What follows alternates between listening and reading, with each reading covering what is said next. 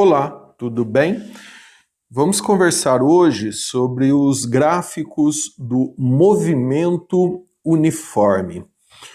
Os dois principais gráficos do movimento uniforme são o gráfico S por T, onde o S, espaço, está na ordenada e o T na abscissa, e o gráfico V por T, onde o V, velocidade, está na ordenada e o T, tempo, está na abscissa. O gráfico S por T, ele vem da equação horária, S igual a S0 mais VT, que é uma função de primeiro grau. Então, obrigatoriamente, ao desenhar o gráfico S por T, a gente vai ter sempre uma reta, porque a função que gera esse gráfico é uma função de primeiro grau. E quais são as propriedades desse gráfico, S por T, espaço por tempo? Primeiro, onde a reta cortar o eixo S, aqui a gente lê o S0, o espaço inicial, que está aqui na função, ó, que é o espaço de onde o móvel saiu. Ou seja, se a reta cortar na região acima do eixo do tempo, o S0 ele vai ser positivo. A gente vai ter um S0 com sinal positivo. Já se a reta cortar na origem, aqui ó, a gente vai ter um S0 igual a zero. E se a reta cortar abaixo do eixo do tempo, o eixo do tempo está aqui, ó. Então, se a reta cortar nessa região do gráfico, a gente vai ter um S0 negativo. Outra propriedade desse gráfico é que a inclinação da reta nos conta a velocidade do corpo, o V. Como assim? Pega um intervalo aqui no eixo S. Por exemplo, imagina que aqui eu tenha um S1 e aqui eu tenha um S2. Entre S1 e S2, eu vou ter um ΔS, uma variação dos espaços. Aí você pode pegar o par de S1 no eixo T, eu vou ter um T1, e o par de S2 também no eixo T, eu vou ter um T2. Então aqui ó, a gente passa a ter um ΔT. A gente consegue ler isso aqui no gráfico, né? O ΔS e o ΔT. O que é ΔS por ΔT na física? ΔS por ΔT na física é igual a velocidade. Então eu consigo determinar a velocidade tirando aqui, né, do gráfico o ΔS e o ΔT. Além disso, se você imaginar um triângulo retângulo aqui, ó, imagina, ó, você escolhe aqui, ó, fecha um triângulo retângulo aqui, ó. Esse lado do triângulo aqui, que é um cateto, ele equivale ao ΔS, que você consegue, né, medir ele aqui, ó. Já esse outro lado do triângulo aqui embaixo, que é o outro cateto, vai ser equivalente ao ΔT, que você mede nesse eixo, ó. ΔS por ΔT no triângulo equivale à tangente desse ângulo aqui, ó. Ou seja, o ΔS por ΔT também vai ser igual à tangente do ângulo dessa reta. Ou seja, ao coeficiente angular dessa reta, a inclinação dessa reta. Concluo, ao fazer ΔS por ΔT, você tem também a tangente do ângulo da reta, a inclinação da reta, o coeficiente angular da reta, que equivale à velocidade do corpo. E por que a gente analisa também a partir da tangente do ângulo? Na verdade, isso é para facilitar a nossa vida, ó. Se você olhar essa reta aqui, ó, a inclinação dela é para cima.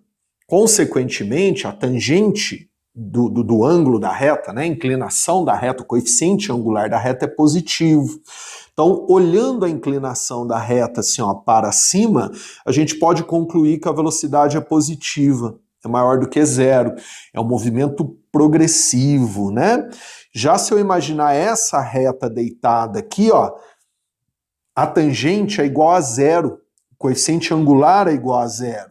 Então eu posso imaginar que a velocidade é igual a zero. Então olhar a partir da tangente do ângulo facilita a nossa vida. Ou seja, nesse caso aqui o corpo está em repouso, ele não sai da posição S. Já essa reta aqui, ó, a inclinação dela é para baixo. O coeficiente angular, né, ela é inclinada para baixo, então a tangente do ângulo vai ser negativo. O seu coeficiente angular é negativo. Consequentemente, afirmo, né, podemos afirmar que a velocidade desse móvel é negativa. Ou seja, é um movimento retrógrado. Além disso, imagina que eu tenha duas retas, cada reta para um móvel. Essa reta aqui, eu vou falar que é do móvel 1, já essa outra reta aqui, ó, eu vou falar que é do móvel 2. Analisando o coeficiente angular, a tangente do ângulo, eu consigo saber olhando sem calcular quem tem maior ou menor velocidade. A reta mais inclinada, que é essa aqui, ó, ela vai ter maior tangente, maior coeficiente angular. A reta menos inclinada, que é essa aqui, ó, ela tem um menor valor de tangente, menor coeficiente angular. Então, olhando o gráfico, analisando pela tangente, ó, eu sei que a velocidade do móvel 1 é maior do que a velocidade do móvel 2. O outro gráfico do movimento uniforme, que é muito comum, é o gráfico da velocidade pelo tempo. Como no movimento uniforme a velocidade é constante, o gráfico velocidade por tempo vai ser uma reta, deitada assim, né? Ó, porque o valor da velocidade é sempre o mesmo. Então ele não tem muita coisa o que falar. Agora, uma propriedade muito importante desse gráfico é a área do gráfico. Então, olha agora para você aprender. Ó. Aqui está a reta do gráfico, aqui o eixo da velocidade e aqui o eixo do tempo, né? Um gráfico velocidade por tempo. Olha o que você vai fazer. Ó. Você vai pegar a reta do gráfico, tá ali a reta do gráfico, ó, e vai fechar a reta do gráfico lá no eixo tempo, ó. Lá no eixo tempo. Isso aqui, ó, formou uma figura geométrica, percebeu? Se você encontrar para mim a área dessa figura geométrica, a área da figura geométrica, essa área vai ser numericamente igual ao deslocamento do móvel, ao seu ΔS. Por que que é numericamente igual ao ΔS? A área da figura que fica aqui, ó, no gráfico V por T. Se você observar o gráfico, aqui, ó, nós temos o valor da velocidade. E aqui nós temos o valor da variação do tempo. Na física, velocidade vezes variação do tempo é igual a deslocamento, é igual a ΔS. Então, por isso que se você encontrar o valor da área dessa figura aqui, ó, você vai ter o deslocamento.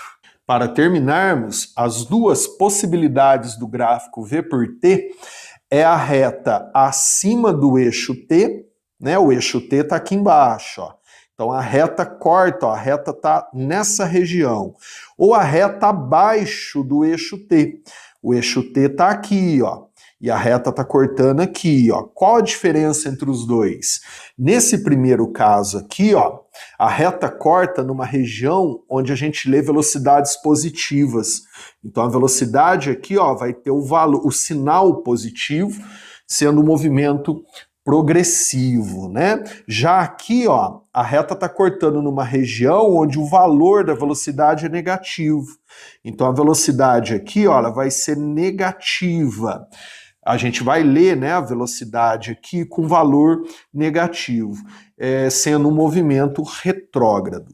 Voltando na área do gráfico, se a gente achar essa área aqui, ó, a área dessa figura aqui, o valor da área dessa figura, área, tá? tá? Vai ser numericamente igual ao deslocamento ΔS. Nesse caso, como a velocidade é positiva, esse ΔS também é positivo. Já ao encontrar essa área aqui, daí a área no outro gráfico fica aqui, ó, é sempre entre a reta do gráfico e o eixo T, ó. Então a área vai ficar aqui, ó, a figura aqui, ó. Tá vendo? Ó, é sempre entre a reta do gráfico e o eixo do tempo, tá? Então, ao encontrar essa área aqui, o valor, calcula o valor da área dessa figura, vai ser numericamente igual ao ΔS, que aí vai ser negativo. O ΔS é negativo, o deslocamento é negativo, que é característico de um movimento retrógrado.